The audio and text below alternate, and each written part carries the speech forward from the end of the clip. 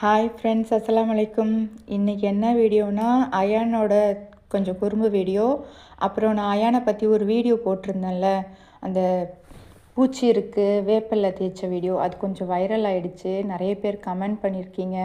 அது மூலிமா ஒரு 50 சப்ஸ்கிரைபர்லாம் கிடச்சிருக்கீங்க. எல்லாருக்குமே ஃபஸ்ட்டு தேங்க்ஸ் சொல்லிக்கிறேன். என் பிள்ளைங்கள பற்றி ரொம்ப அக்கறையாக விசாரிக்கிறீங்க, நிறைய அட்வைஸ் கொடுக்குறீங்க. ரொம்ப தேங்க்ஸ்ப்பா எல்லாருக்குமே. அப்புறம் ஒரு 4-5 கமெண்ட் வந்துருந்தேன். அதெல்லாம் நான் பார்த்து சிரிச்சிட்டு இருந்தேன். நான் அந்த வீடியோவில் சொல்லியிருப்பேன், என் பையன் அரவிந்த் சாமி மாதிரி செம்மையாக இருப்பான் அப்படின்னு சொல்லியிருப்பேன். அதுக்கு ஒரு சிஸ்டர் கேட்டிருந்தாங்க, இது அரவிந்த் சாமிக்கு தெரியுமா அப்படின்னு கேட்டிருந்தாங்களா. அரவிந்த் சாமிக்கு தெரியாது, நீங்களும் சொல்லிடாதீங்க அப்படின்னு சொல்லியிருந்தேன். அப்புறம் இன்னொரு சிஸ்டர் கேட்டிருந்தாங்க, மணிரத்னம் கண்ணில் படாமல் உங்கள் அரவிந்த் சாமியை பார்த்துக்கோங்கன்னு சொல்லியிருந்தாங்க. அதுவும் சிரிச்சிட்டு இருந்தேன். அப்புறம் நேற்று ஒரு சிஸ்டர் மெசேஜ் பண்ணியிருந்தாங்க, கமெண்ட் பண்ணியிருந்தாங்க, நீங்கள் உங்கள் பூனை அரவிந்த் சாமின்னு சொன்னதை நினச்சி 2 நாளாக சிரிச்சிட்டு இருந்தேன் அப்படின்னு சொல்லியிருந்தாங்க. அதை நினச்சி நான் ஒரு 4-5 மணி நேரத்துக்கு மேலே சிரிச்சிட்டே இருந்தேன். அதுக்கப்புறமா நைட்லாம் கொஞ்சம் கமெண்ட்ஸ்லாம் என்னன்னு சொல்லியிருந்தாங்கன்னா, ஏன் போட்டு இப்படி கஷ்டப்படுத்துகிறீங்க, ஏன் இவ்வளோ டார்ச்சர் பண்ணுறீங்க பூனையை போட்டு, அதுக்கு ஜன்னி வச்சிடும், இது டாக்டர் பேரை சொல்லி எதுக்கு இது மாதிரி டார்ச்சர் பண்ணுறீங்க அப்படின்லாம் நிறைய பேர், ஒரு 4-5 பேர் போட்டிருந்தாங்க. என் பிள்ளைங்கள நான் எப்படிங்க டார்ச்சர் பண்ணுவேன்? நான் டாக்டர்கிட்ட கேட்டேன். அவங்க தான் வேப்பிலை எந்த சைடு எஃபெக்ட்டும் கொடுக்காது, அது கசப்புத்தன்மை இருக்கிறதுனால நீங்கள் தடவுங்க அப்படின்னு சொல்லியிருந்தாங்க. அந்த வசம்பும் தடவை சொல்லியிருந்தாங்க.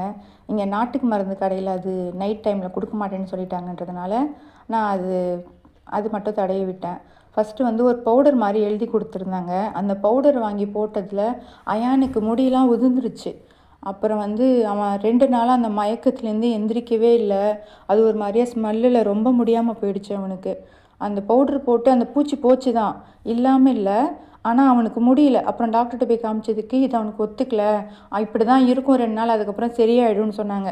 அது எனக்கு ரொம்ப மனசு கஷ்டமாயிடுச்சு. புள்ள சாப்பிடலை, விளையாடலை, நடக்கவும் மாட்டேன்றான், அப்படியே இருந்தான். அப்புறம் ஆனியாக்கு அவன் கூட சேர்ந்ததுனால ஆனியாக்கு வந்துச்சா, ஆனியாக்கு போய் காட்டினதை ஒரு லிக்விட் மாதிரி எழுதி கொடுத்துருந்தாங்க. அது 1 லிட்டருக்கு 1 ml போடணும்னு சொல்லிட்டு அது இருக்குது, நான் காட்டுறேன்.